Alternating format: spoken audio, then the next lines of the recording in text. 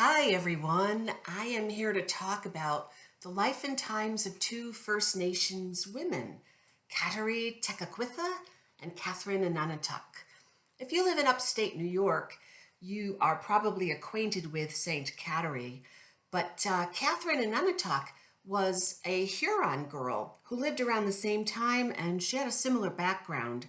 And just like Kateri, her legacy has endured to the present with descendants scattered throughout North America, specifically French Canada and the province of Quebec.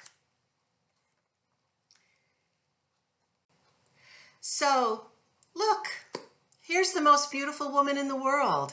People magazine has declared her several times the most beautiful woman in the world. And perhaps you know more beautiful woman. She's a celebrity, so she gets on the cover. But I think that this is the most beautiful woman in the world.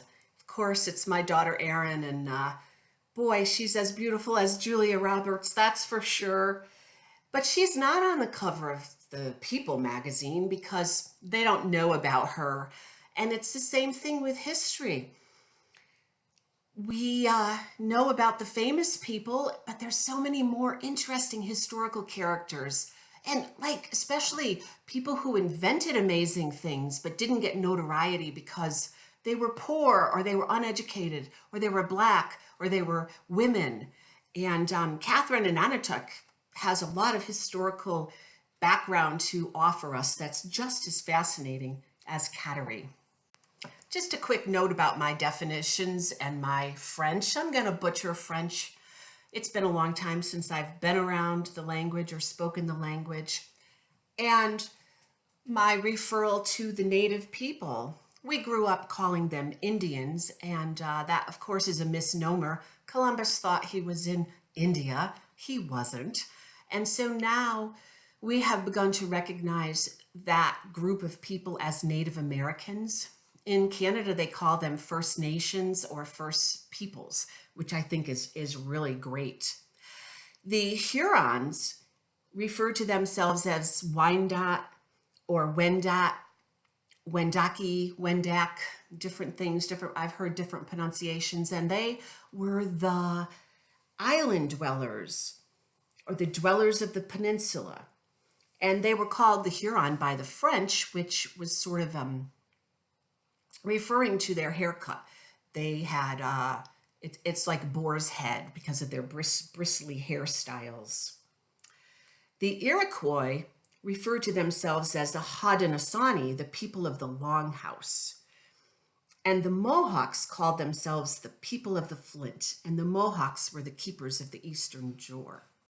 So I'm going to start by talking a little bit about the Iroquois Confederacy. It was comprised of 5 tribes, right? Seneca, Cayuga, Onondaga, Oneida, and Mohawk. And later, the Tuscarora were adopted into the tribe. They were more of a southern tribe, North Carolina area, but they lost their homelands and they migrated north to join the Iroquois Confederacy. Now, the Iroquois were very warlike, and there was a lot of tribal conflict, a lot of wars, and it weakened the tribes. And so eventually 2 prophets, Denegawida and Hiawatha, were able to unite the 5 tribes into the Iroquois League of Nations, and this made them stronger. They taught their warriors, their young children, to be very warlike and to be immune to pain, sort of like, if this is a good day to die. And they had to be, life was rough then, and they were always vying for territory and survival. The Iroquois lived in longhouses. They could be 100 feet long, and related families would live in them. And they often could separate for privacy with animal skins. Their main 3 crops were the 3 sisters, corn, bean, and squash. And they, of course, they hunted and they fished. Here's the Hurons' territory, and you can see that the Haudenosaunee lived south of Lake Ontario, the Seneca, Cayuga, etc. and the Huron lived north, and they were made up of 4 clans: the people of the cord, people of the rock, people of the deer, and people of the bear. And it is the Bear clan that I'm going to be mostly speaking about. Like the Iroquois, they too lived in longhouses. Like the Iroquois, they grew the 3 sisters, corn, bean, and squash, and they hunted and they fished like the Iroquois. As a matter of fact, they spoke a related language. They share a common ancestor for sure, and this people as a whole are referred to as Proto-Iroquoian. However, they were enemies with our upstate New York tribes. In the 1600s, the French and Iroquois Wars, also known as the Beaver Wars, were fought for territory and everyone's desire to get in on the fur trade. And that took place between 1642 and 1698. And you see a Huron fellow here. He's very similar to a Mohawk warrior. This is set around the same time as the Schenectady Massacre, and this is presented to the Duanesburg Historical Society, so we have a very local connection. The Schenectady Massacre took place in 1690, so 200 Canadians and actually allied Mohawks and Algonquins came down from Canada to do the raid. But the raid was in retaliation for a massacre conducted by the Iroquois in New France or Canada. And that raid was probably in retaliation for another raid, and so it goes. And I actually did read one account where they said that the tribes, they really didn't want to win the war. They were in it for the battle, and sort of like it was part of their culture. It was part of their culture to be enemies and fight, and I think they believed it. It strengthened them and kept them sharp and all that, so they weren't necessarily interested in winning the war. They liked the fight. So this is the era of the Black Robes, or Jesuit missionaries. And the Jesuit missionaries came to New France very early in the game, in the 1600s, the 16 teens, the 1620s. And they were called Black Robes by the Hurons for obvious reasons. And the French missionaries mainly lived with the Hurons. And they had some success in converting the Iroquois as well, but they were mainly, the Black Robes were mainly with the Hurons. At that time, the Huron tribe numbered about 30,000 people in the early 1600s. There's a movie, The Black Robe, made in 1991 that chronicles a particular, he was not a legit historical figure, but this is a very good movie if you want to learn more about the missionary work by the Black Robes to the Hurons. So the Black Robes brought Catholicism, but they also brought disease. They brought smallpox and they brought measles. And the Hurons had no natural immunity against these diseases. It's estimated by 1650, the population of the Huron tribe was halved. And some of that would be a result of the Beaver Wars, but epidemics just leveled them. So some Hurons didn't like the Black Robes because they weren't stupid. They knew that they brought the disease. Other Hurons were like, whoa, my people are dying, but these Black Robes seem to be okay. Maybe there is something to their God. Maybe I'm just going to give their God a try.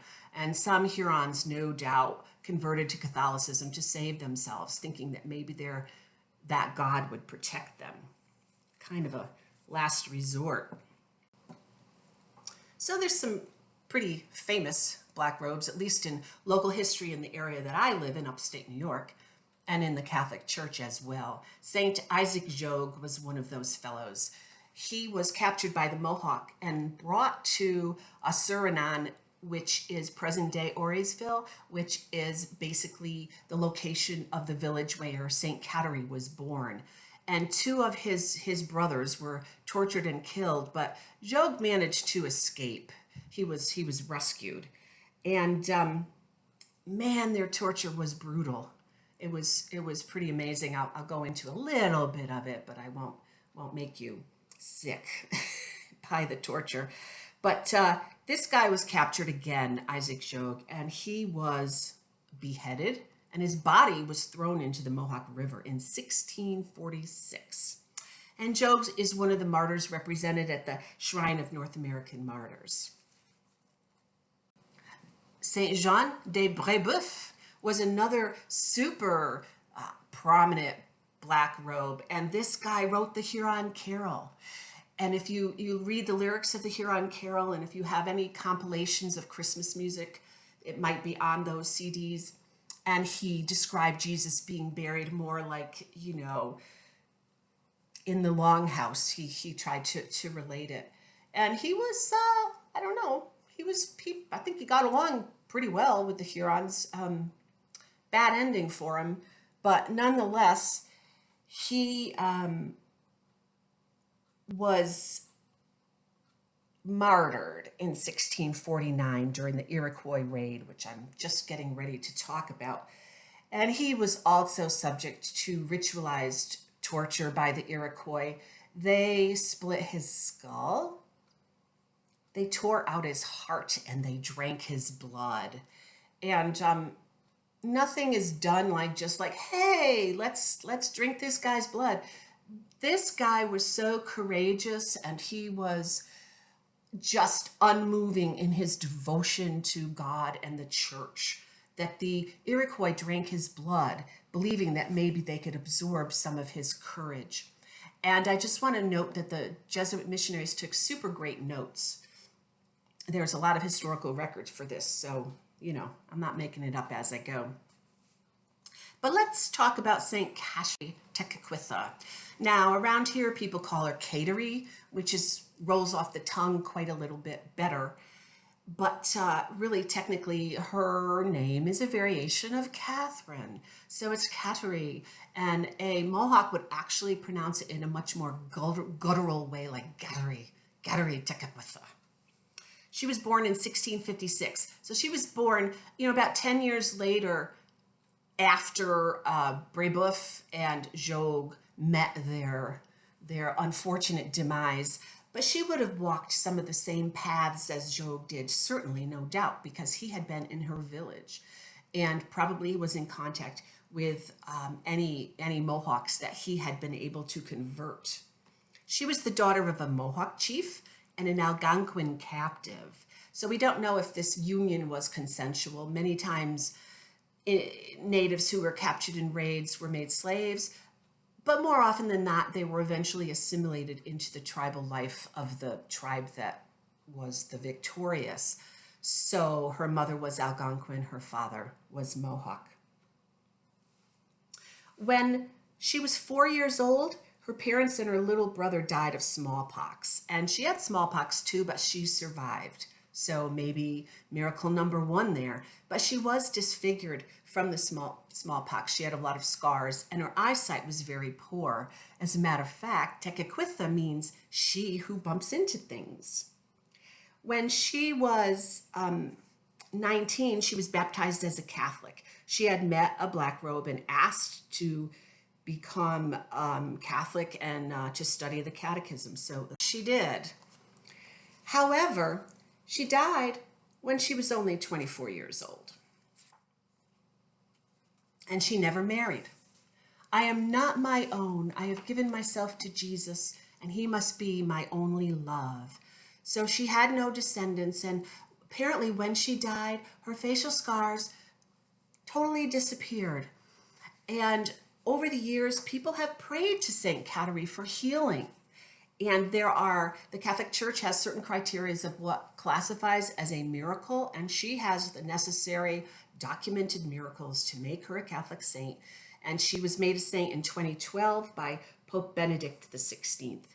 But really, I'm not really here to talk about St. Catherine. I'm here to talk about Catherine and Tuck. So here's a timeline, and what struck me is how similar their lives were. They were both born along around the same time in Indian villages near Lake Ontario. Kateri was orphaned at age 4, Catherine at age 5. And here's where their lives diverge. Kateri refused marriage. She was married to Christ, but Catherine was married. Catherine was married 3 times and had 9 children, 3 with the first marriage, 6 with the second marriage. And Kateri dies at age 24. Catherine lives to the ripe age of 60, and she died of yellow fever. There was an epidemic in North America in the 1700s, and she dies of yellow fever. So, Catherine's father was Nicholas Arandanki. He was a Huron chief of the Bear Clan, and her mother was Jeanne Odrahandi, and she was also of the Bear Clan. Nicholas and Jeanne would be their Christian names that they took when they were baptized Catholic, and they would have been some of the earliest converts to Catholicism. He was born in 1620, she was born in 1627, and they would have known Brebeuf. I mean, Brebeuf may have been the dude who told them about the Christian God. And they lived in the Georgian Bay by Lake Ontario, as I said, and Nicholas was tué par Iroquois in the Iroquois raid on the Hurons in 1649. And that was the same year that Catherine was born. So she never knew her father at all. He was killed by the Iroquois. 300 Huron warriors were defending the mission when they were attacked by 1,200 Iroquois. So the Hurons had no chance, 300 to 1,200. And the Hurons were hanging out with the Jesuits, so I'm sure they had some weaponry. I think if the Black Robes, had any sense about them, they wouldn't have given the Hurons guns, but the Iroquois, they had guns because they were hanging out with the Dutch, and the Dutch were all about trade and money at this time, and they had muskets. Nonetheless, the Iroquois came in and slit the throats of the Huron people, and the Hurons had no chance. And I had said before, by 1650, the Huron population had been halved as a result of smallpox. So we've got just a little band of Hurons left. So early in the game, by 1649. And there were 300 survivors of this massacre, women and children mostly. And the Iroquois also attacked the Black Robes that were there, and you can see these Black Robes here. They're praying, they're not afraid. That's amazing. I don't know how much of it is legend. I would be freaking out and saying, "What do you want me to do? I'll do anything."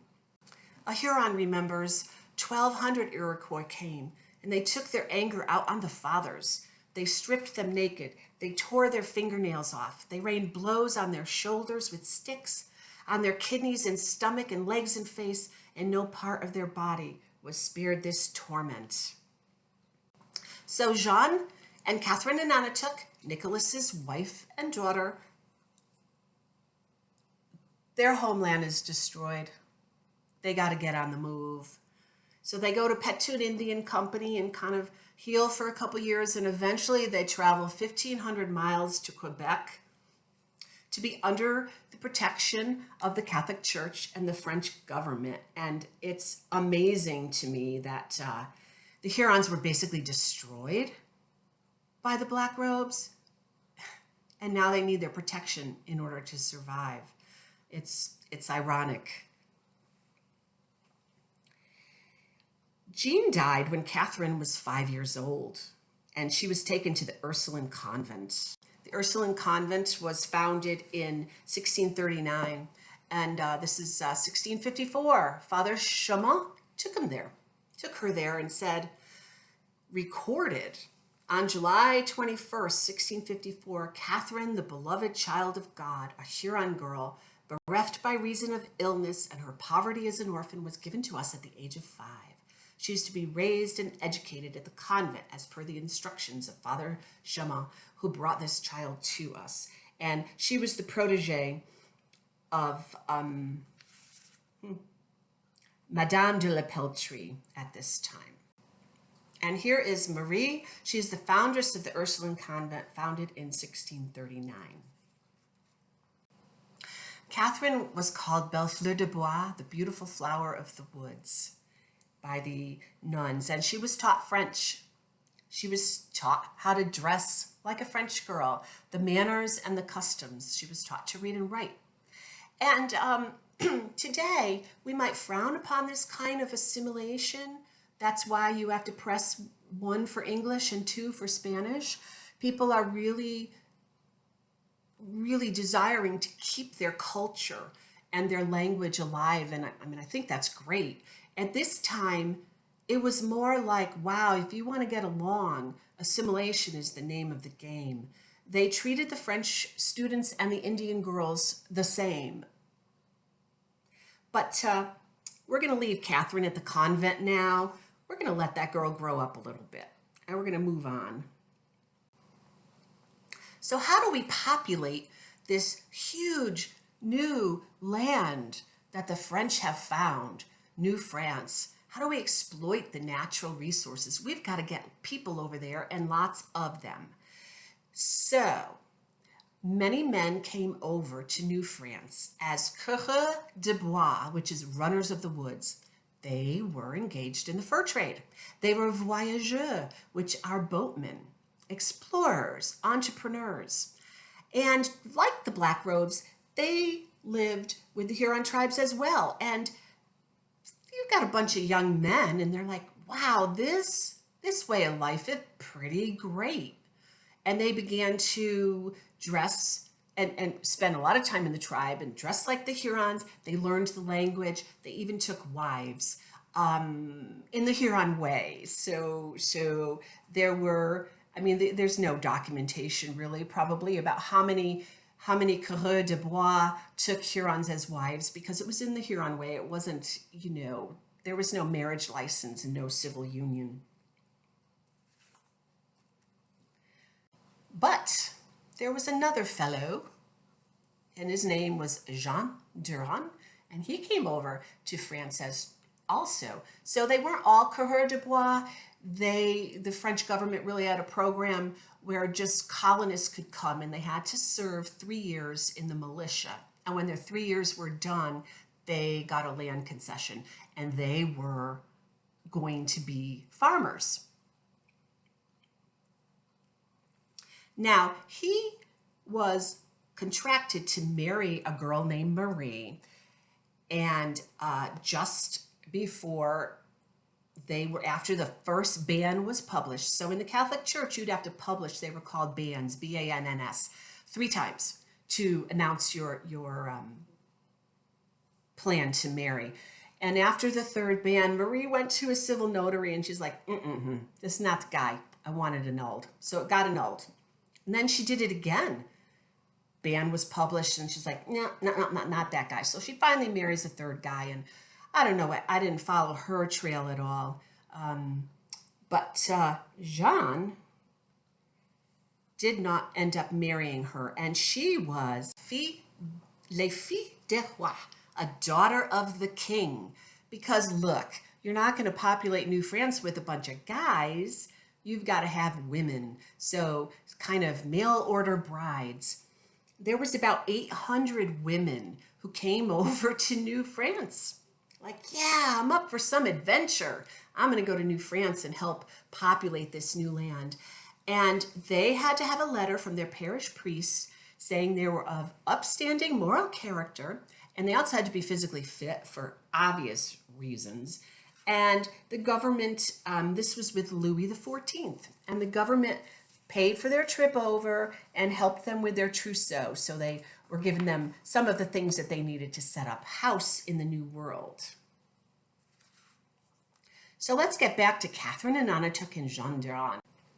So when that first engagement got broken off, Jean Durand did not waste any time. And I don't know how this happened, how we met, or anything like that. But in 1662, he married Catherine. And you can see from the record here that they do identify her as a Huron, and Sillery was the mission. So they were living there together. And Jean and Catherine, as I said before, had 3 children. Her youngest son was a voyageur. He was a boatman. He was, taking goods back and forth, involved in the fur trade. He was born in 1670 and he died in 1740 at the age of 60. And he actually traveled all the way to the lower peninsula of Michigan to Fort Michilimackinac. He was contracted. And look at this slide. Well, this is Catherine's death record. She died in 1709 of yellow fever, as I've said before. So we're going to sort of leave Catherine and talk about Louis for a little, because he's an interesting character. He was the voyageur. He was the boatman. Exciting life. And he was acquainted with Antoine Cadillac. And you all have heard of Cadillac, founder of Detroit, governor of Louisiana. Well, new research and new thinking have shed some more light on this guy, Cadillac. I mean, look at him. Does he look like somebody you'd want to do business with? He was a bit of a scoundrel. And he was briefly the governor of Louisiana, founded the city of Detroit, moved himself up the ranks. But he wasn't as popular as one might think. He emigrated around the age of 25, and his name was Antoine Lamé. And who wouldn't? When he got here, who do I want to be? Who do I want to be in this new land? Wow, I think I'll give myself the name Cadillac, and I will say that I am of noble birth. Changes his whole backstory, gets a new identity for himself. And he moves himself up the ranks until he is the commander of the fort at Michilimackinac, and which that fort basically controlled all the fur trading. Missouri, Mississippi, Great Lakes, Ohio Valley, the whole shebang going back and forth. And he leaves his wife in Montreal, and he gives her power of attorney to wheel and deal. And wheel and deal they did. And they were in it to win it. They traded alcohol with the Indians. And for whatever reason, Native people do not do well with alcohol. Alcoholism is a huge problem, and there are probably many, many factors, but it just doesn't seem to be a good mix. And the Jesuits did not like Cadillac at all because he was trading alcohol with the Hurons. The authorities, especially the guys who pushed the paper and, had to actually do stuff, they didn't like Cadillac at all because he traded alcohol with the Hurons, because he was moving contraband and illegal stuff, and he was working outside the licenses that you have and the permits you have. Just like today, you can't put anything on a truck. You can't put, on your UPS or your Amazon truck, the goods they're going to people plus, a couple kilos of cocaine or whatever. Can't do it. And it was the same then. And so the Jesuits didn't like him. The authorities didn't like him. And Louis Durand did not like him either. In April of 1796, Durand and a man named Moreau had some boats packed and ready to go, filled with goods to bring out to the fort and to bring to Cadillac. And it was filled with goods that really went beyond the permit. But they were going to go out there in April. When they came back in September, they were to be given 100 pounds of silver each. And honestly, Moreau and Durand, they agreed to the extra stuff. And they each were allowed to add some of their own stuff to sell, about 100 pounds each. And this merchandise was in excess of the permit. And when they got to the fort in Montreal, it was discovered and confiscated. Now, they had a verbal contract with Marie Catherine, which she later denied, and they also had a written contract. But it was Marie Catherine, Cadillac's wife, that oversaw the loading. And she knew too. She knew it was filled with contraband. So in Montreal, they seize quite a few of the goods. They have to repack the boats. They're like in all kinds of trouble. And yet they're allowed to set off. They travel to Michigan to see Cadillac. Everything's going well. They don't apparently really mention too much about what happened, but Cadillac finds out. He loses it.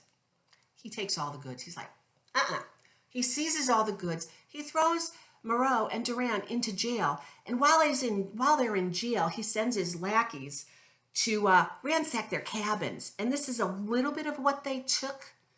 They took from Durand and Moreau 20 pounds of lead, 5 barrels of powder, 15 sacks of wheat, a big bowl of red fabric from Limburg, blankets, 7 beaver pelts, 2 otter pelts, 2 elk skins, and more.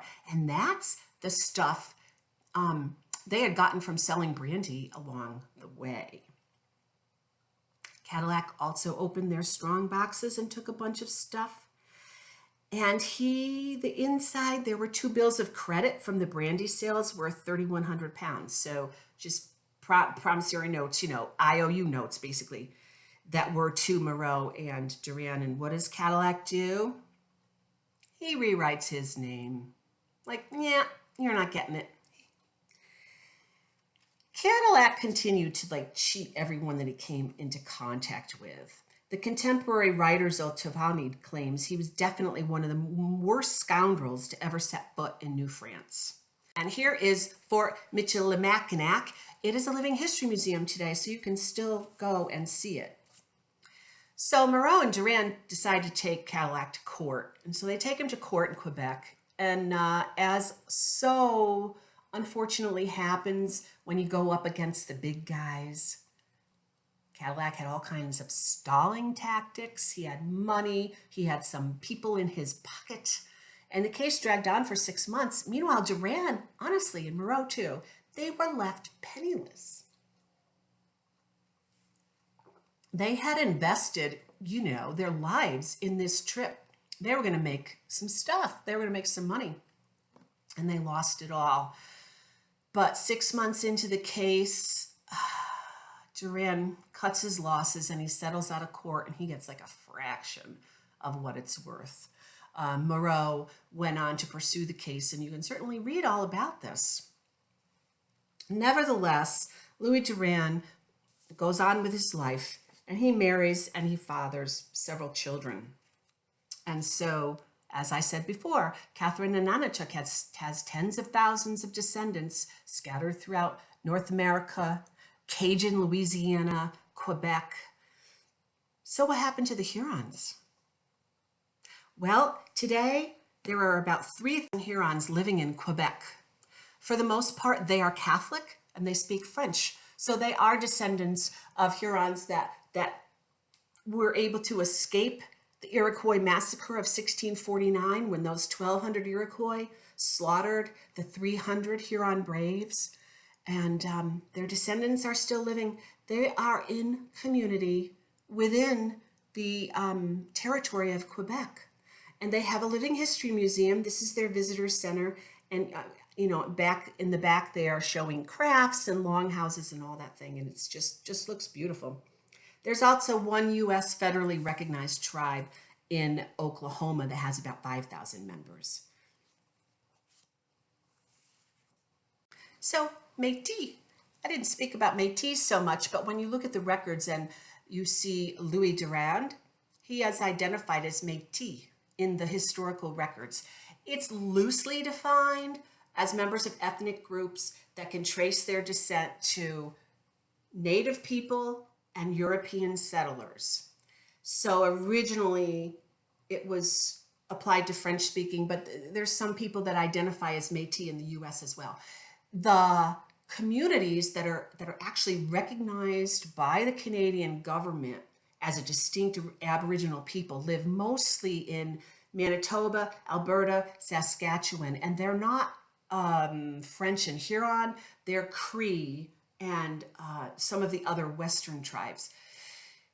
But Canada has no criteria for how you're identified as Métis, and there's some conflict and controversy within Quebec and Canada today about who can identify as Métis, because a lot of people self-identify, and I don't know like how much First Nations would you have to have in your blood, or how much French to identify as Métis, but the ones in the Red River Valley are recognized as a distinct group, and they have some benefits afforded to tribes, like their ability to hunt moose and that kind of thing. It's not something I really studied up because it's not germane to my presentation at the moment. But as I said, Catherine Ananatak, her legacy endures with tens of thousands of descendants. Catherine had no descendants, no judgment there, just saying that Catherine is a very significant historical figure too. She was one of only 2 Huron French legit unions between 1608 and 16 something else, which I blew past that before in my talk. But as far as like publishing the bands and doing it in the Catholic Church and having a legit union, she's only one of 2. So she is very historically significant. When I was a little girl, my father used to tell me this story. And he said, one of your great, great, great, great, great grandmothers was a full-blooded Huron, and her parents were Tu'epa Iroquois. They were killed by the Iroquois, and she was brought to an Ursuline convent and raised by the nuns. And when she grew up, and by the way, Catherine was 14 when she got married. Life expectancy at that time was 35, so you had a lot of living to do. But that wasn't part of his story. It was just the facts. She was raised by the nuns, and when she grew up, she married a Frenchman. And I never doubted the story, and it was never, embellished. There wasn't any fluff. It was just so matter of fact. And looking back on it now, I almost feel like maybe his father said to him, this is the story you are to tell, so that this piece of history was never forgotten. And generation after generation after generation told this story. And although I never questioned it, I was delighted to find when my brother did the genealogy in the 80s that it was indeed true. And then when I did this presentation, I went through on Ancestry.com very carefully, checking against his paperwork, the dates and everything, so that I could confirm that it was indeed true. And so I'm very proud to be about 0.09765% Huron. And really the takeaway from this is tell your stories. Don't let those oral traditions die. If you have stories from your childhood or your parents' childhood or your parents' parents' childhood, and they're not written down, you can go on Ancestry.com and get dates and places, but they don't tell you the stories of the people. So I just encourage you to tell those stories, tell those wonderful stories that you have. And I really want to thank you for listening to this, and I hope that it has enriched your day. Bye.